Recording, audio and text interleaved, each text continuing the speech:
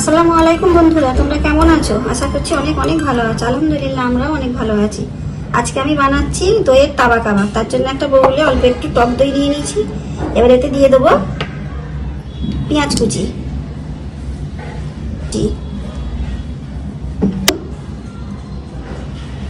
আদা কুচি দিয়ে দেবো, আদা কুচি, গুঁড়ো লঙ্কা দিয়ে দেবো, গরম মশলা গুঁড়ো দিয়ে দেবো, এবার একটু নুন দিয়ে দেবো, কসুরি মেথি গুঁড়ো করে রেখেছিলাম আমি, সেই গুঁড়ো একটু দিয়ে দেবো, একটু বেসন দিয়ে এটা আমি খুব ভালো করে মিশিয়ে নেব। এরকম করে ভালো করে মিশিয়ে নেব। আমার মাখানোটা খুব ভালোভাবে হয়ে গেছে। আমি গ্যাস জ্বালিয়ে কড়াটা বসিয়ে দিয়েছিলাম, কড়াটা গরম হয়ে গেছে। এবার আমি একটু সাদা তেল দিয়ে দেবো।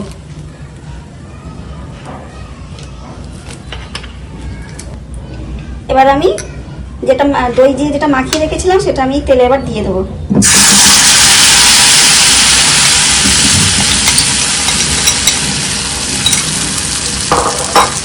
দিয়ে আমি একটু নাড়াচাড়া করে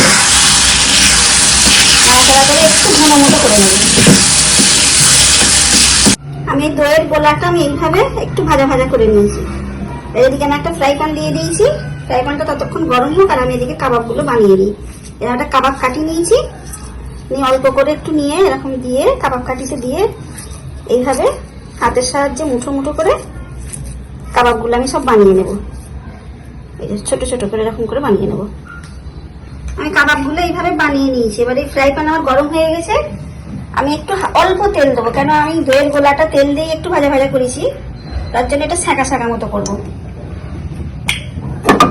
একটু চারিদিকটা ছড়িয়ে দিই। এবার একটা একটা করে আমি কাবাব এপিট এপিট করে সেকে সেকে তুলে নেব। এক পিঠ হয়ে গেছে আমার, দেখো আমি উল্টে দিয়েছি, আবার এক পিঠ হবে, হলেই আমার হয়ে যাবে। আমার কাবাবগুলো হয়ে গেছে, আমি এবার প্লেটে একটা একটা করে তুলে নেব।